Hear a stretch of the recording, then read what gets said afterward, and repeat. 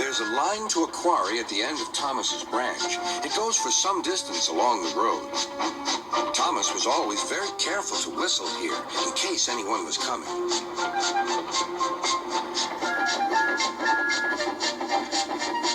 Early one morning, a large policeman was sitting close to the line. Thomas liked Policeman. He had been a great friend of the officer who had just retired. Beep, beep, he whistled. Good morning.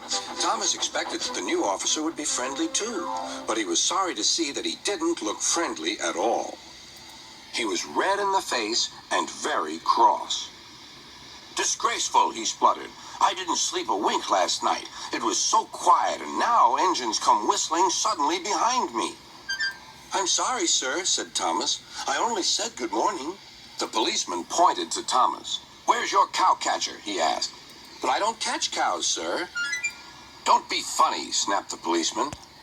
He looked at Thomas's wheels. No side plates either. And he wrote in his notebook.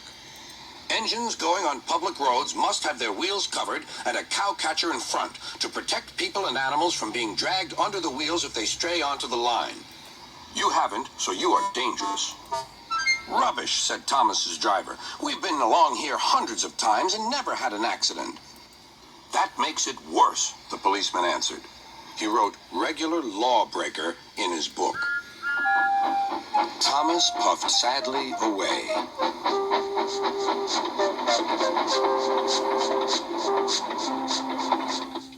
Sir Topham Hatt was having breakfast. He was eating toast and marmalade. The butler came in. Excuse me, sir. You're wanted on the telephone. Bother that telephone, said Sir Topham Hatt. I'm sorry, my dear, he said to his wife. Thomas is in trouble with the police, and I must go at once. At the station, Thomas's driver told Sir Topham Hatt what had happened. Dangerous to the public, indeed. We'll see about that At the station, Thomas's driver told Sir Topham Hatt what had happened. Dangerous to the public, indeed. We'll see about that. Sir Topham Hatt spoke to the policeman. But however much he argued with him, it was no good. The law is the law, he said, and we can't change it. Sir Topham, good. The law is the law, he said, and we can't change it. Sir Topham Hatt felt exhausted.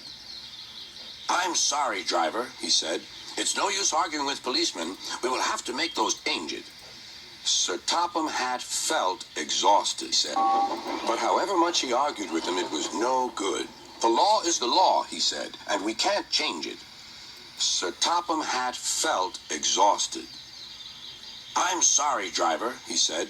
It's no use arguing with policemen. We will have to make those cowcatcher things for Thomas, I suppose. Everyone will laugh, sir, said Thomas. They'll say I look like a tram. Sir Topham Hatt stared. Then he laughed. Well done, Thomas. Why didn't I think of it before? We need a tram engine. When I was on my holiday, I met a nice little engine called Toby. He takes freight cars from the farms, but the trucks are taking over most of his work and he needs a change. He has cowcatchers and side plates. I'll write to his superintendent at once.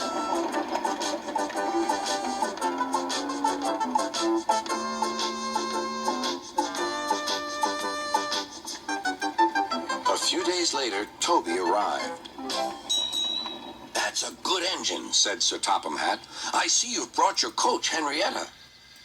You don't mind, do you, sir? Asked Toby. The station master wanted to use her as a hen house, and that would never do. No, indeed, said Sir Topham Hatt. We couldn't allow that.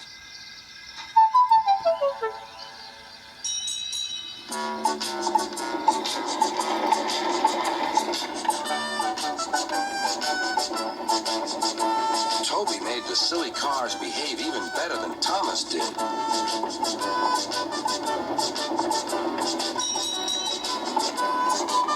Hey, you! Did.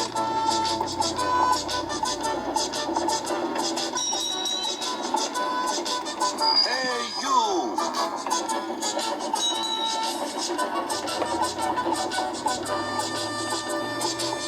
At first, Thomas was jealous. But he was so pleased when Toby rang his bell and frightened the policeman, they've been firm friends ever since.